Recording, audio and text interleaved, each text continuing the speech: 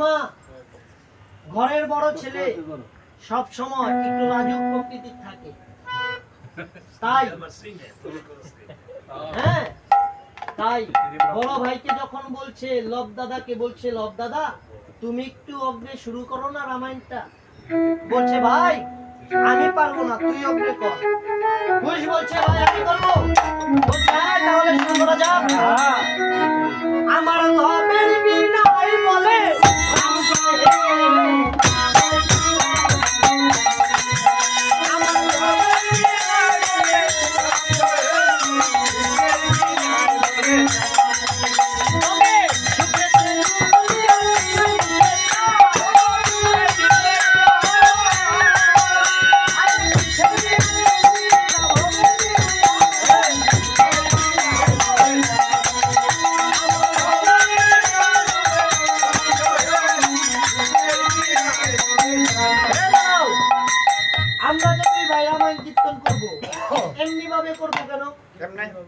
এখানে তো একটা পাল্টাপাল্টির দরকার। হ্যাঁ এখানে পাল্টাপাল্টি হবে।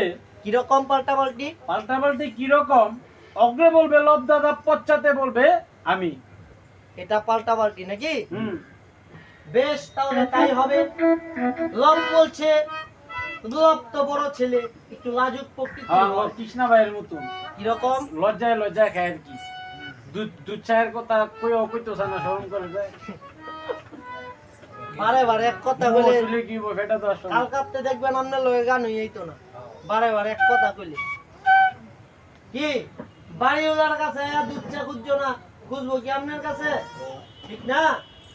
তাই বলছেন দেখো আমি যে বলবো তাহলে আমার তো একটা প্রস্তুতির দরকার, ঠিক না? তো সে প্রস্তুতি নিয়ে বলছে আরে আদি কাণ্ডে রাম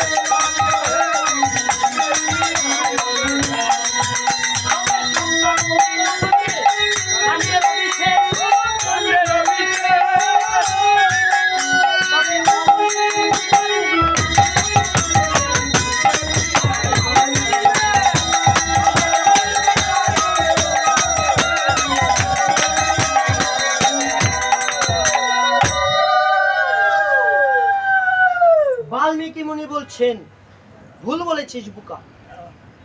কারণ কেন? এখনো সীতার পাতাল প্রবেশ হয় নাই। এখানে কি বলবি?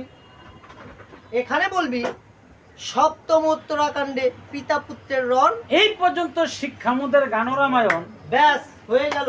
চল তোদের গান শুনবার জন্য স্বর্গের দেবতাগণ, ধ্রুবগণ, পাতালবাসী, যক্ষরক্ষর, কিন্নর, নাগগণ আর মর্তবাসী ৬০,০০০ মুনি ব্রাহ্মণগণ সবাই বসে রয়েছে একাগ্র চিত্তে তোদের গান শুনবার কারণ। এই কথা যখন বলেছেন দুটি ভাই বিনা হস্তে গমন করেছে। আর এমন সময় বাল্মীকি মুনি আর কি করবে, ঝুলার মধ্যে হাতাচ্ছে। বলছে দাদু ভাই তুমি কি খুঁজতেছো? বলছে ভাই রামায়ণ শুনলে তো কিঞ্চিত দক্ষিণান্ত করতে হয়। আমি তো ভিক্ষুক বুঝি ব্রাহ্মণ, আমি দক্ষিণান্ত পাবো কোথায়? তোদেরকে যে দক্ষিণান্ত করতে হবে। আরে গুসাই তুমি বলছি দক্ষিণা লাগে ট্যাক্সন করতেছ।